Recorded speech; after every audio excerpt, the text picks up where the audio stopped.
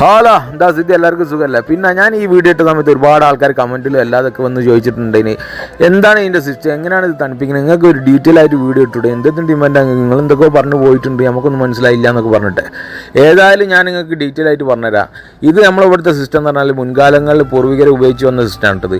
ഇത് നാട്ടിൽ നടക്കുമെന്നൊക്കെ ഒരുപാട് ആൾക്കാർ ചോദിച്ചിട്ടുണ്ട്. നാട്ടിൽ നടക്കുമെന്ന് അറിയില്ല. നമ്മളിവിടെ കടലില്ലാത്തത് കൊണ്ടാണ് ഇത് ഇവിടെ ഉപയോഗിക്കുന്നതെന്നൊക്കെ ഒരുപാട് ആൾക്കാർ കമൻറ്റിൽ പറഞ്ഞിട്ടുണ്ട്. ഞാൻ സയൻറ്റിഫിക്കൽ വശം എനിക്കറിയില്ല.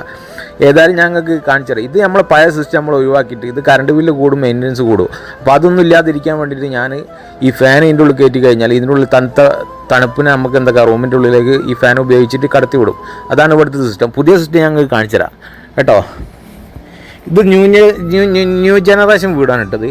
ഈ ന്യൂ ജനറേഷൻ വീട്ടിൽ ഇത് ഒന്നും കൂടി മോഡിഫിക്കേഷൻ ചെയ്തിട്ട് കമ്പനികൾ ഇങ്ങനെ ഇറക്കുന്ന സിസ്റ്റമാണിത്. ഇതിൻ്റെ വേറൊരു സിസ്റ്റം അതിന് മുമ്പുള്ളായിരുന്നു. അത് ഒന്നുകൂടി മോഡിഫിക്കേഷൻ ചെയ്തിട്ട് ഇറക്കിയ സിസ്റ്റമാണിത്.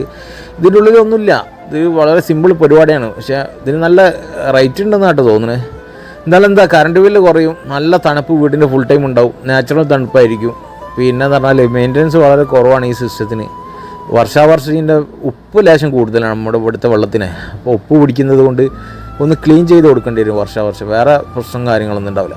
അപ്പോൾ നാട്ടിലിത് നടക്കില്ല എന്ന് പറയാൻ കാരണം എന്താണെന്ന് വെച്ചാൽ ഓരോരുത്തർ കമൻറ്റിലെന്ന് പറഞ്ഞാൽ കേട്ടോ, ഇത് കടലുള്ള പ്രദേശങ്ങളിൽ നടത്തുക, അടുത്ത് കടലുണ്ടെങ്കിൽ അവിടെ നടക്കില്ല എന്നൊക്കെ പറയുന്നുണ്ട്.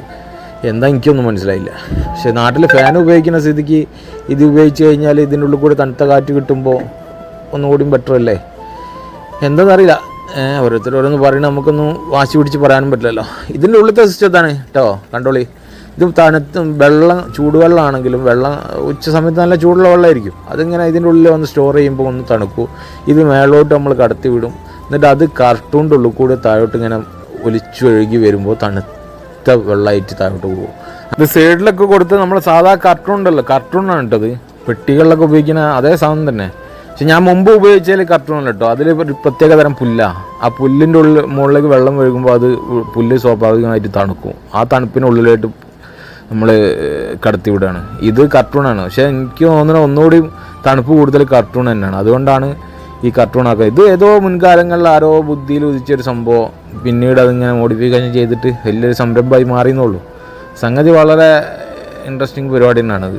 കർട്ടൂണിൻ്റെ ഉള്ളിൽ കൂടി വെള്ളം ഒഴുകി വരുമ്പോൾ അവിടെ തണുക്കുന്നുള്ളത് അതിങ്ങനെ മനസ്സിലാക്കി ചെയ്തത്.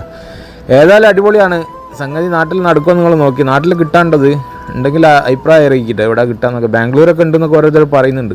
തീർച്ചയായിട്ടും നമ്മുടെ നാട്ടിൽ ഒരുപാട് കറണ്ട് ബില്ല് കുറയ്ക്കാൻ ഇത് സഹായകരമാവും കേട്ടോ. ഇതൊന്നുകൂടി ഒന്ന് ഉഷാറായിട്ട് കണ്ടുപിടിച്ച് കഴിഞ്ഞാലേ നമ്മുടെ നാട്ടിൽ വെള്ളത്തിന് ബില്ലൊന്നും വേണ്ടല്ലോ. അതുകൊണ്ട് ഉഷാറായിട്ട് നടക്കും പരിപാടി. ഓക്കെ.